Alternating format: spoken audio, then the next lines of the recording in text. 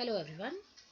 So in today's video of chapter chemical bonding, I'm going to talk about bond parameters or parameters of covalent bond and polarity of covalent bond. Let's start.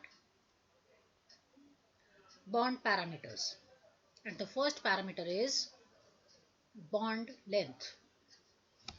Bond length is defined as the equilibrium distance between the nuclei of two bonded atoms in a molecule.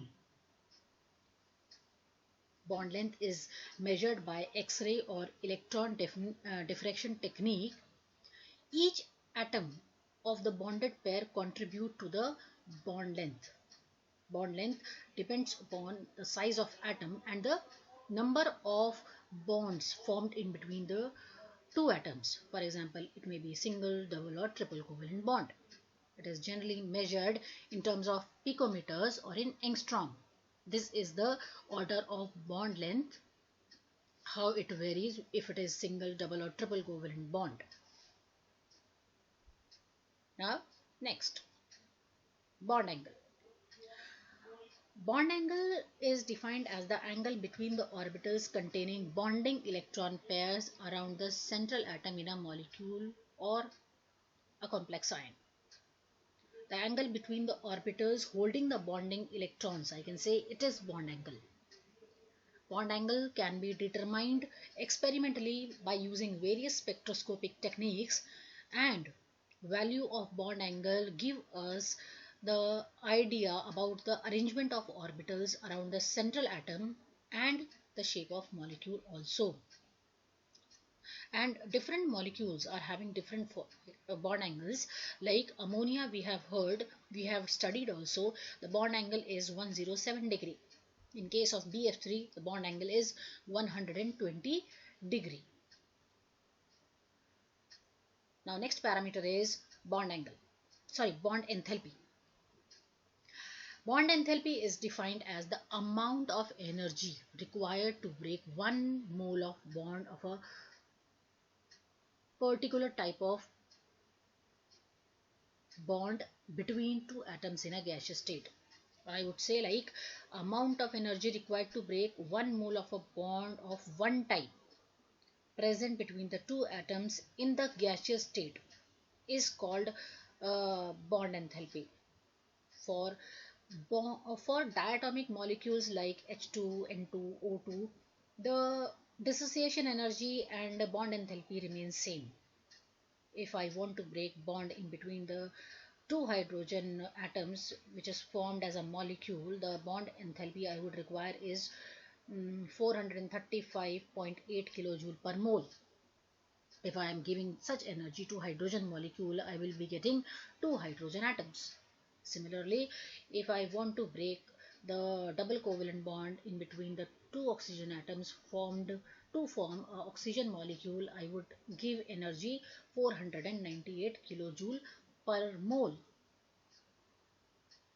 In case of heteronuclear diatomic molecule like HCl, it is also same. I have to provide some amount of energy like 431 kilojoule per mole to break the bond between hydrogen and chlorine here. But in case of polyatomic molecule, the measurement of bond strength is the another way. Let's take one example of water. It is happening in two steps, which is there on the screen.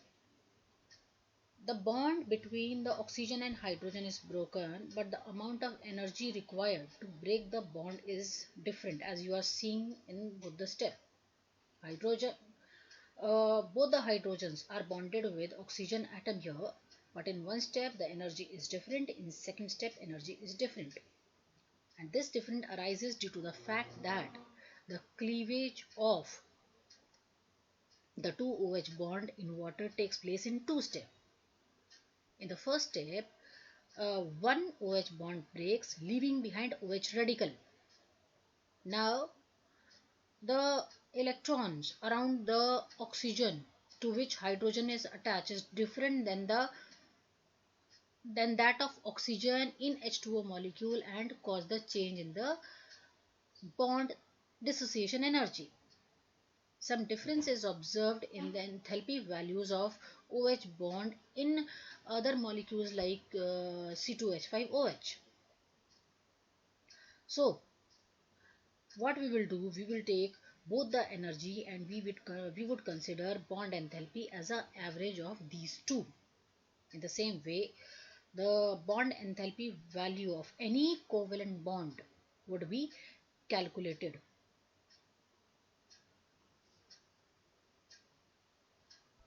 Now, bond order. In Lewis' description of covalent bond, the bond order is given by the number of bonds between the two atoms in the molecule. For example, if I am talking about hydrogen molecule where only sigma bond is present and one electron pair is shared in between the two atoms, the bond order is 1. When we are talking about oxygen molecule where two electron pairs are shared in between two oxygen atoms, the bond order would be 2. In case of nitrogen, it would be 3. In case of nitrogen, bond order is 3 because there is 1 sigma and 2 pi bonds in between the two nitrogen atoms, and the bond enthalpy in case of nitrogen would be 946 kilojoule per mole. It is one of the highest of diatomic molecules. In case of isoelectronic species or isoelectronic molecules, the bond order will remain same. Like you are seeing nitrogen and carbon monoxide. Both are isoelectronic molecules and both are having bond order 3. Now, next topic, and it is polarity of covalent bond. Covalent bonds are formed between two atoms if they are same, means they are belonging to the same element, like hydrogen molecule, fluorine molecule, chlorine molecule. That means the electron pair will remain in between both the atoms and they are shared equally by both the atoms. It will situated in the midway of both the atoms. Such covalent bonds are non-polar covalent bonds. Like you are seeing electron pair at the center in between two hydrogen atoms, it is non-polar covalent bond. But when a covalent bond is formed between two atoms of different elements having different electronegativities, then the shared electron pair does not remain at the center.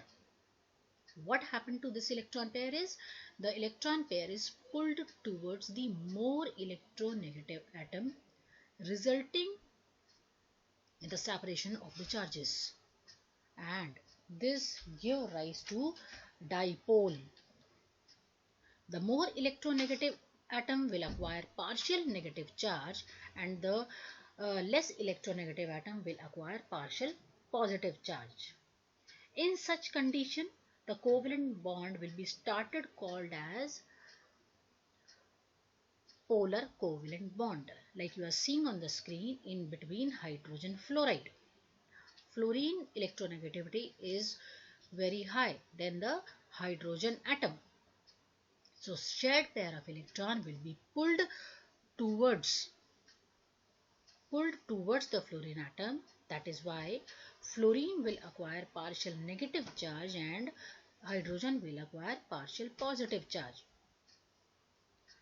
Polarity of covalent bond increases as the difference in the electronegativity between the bonded atom increases.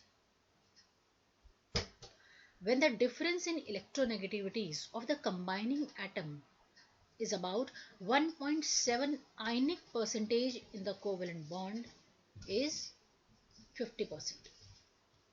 So this is all about the polarity of covalent bond. Thank you.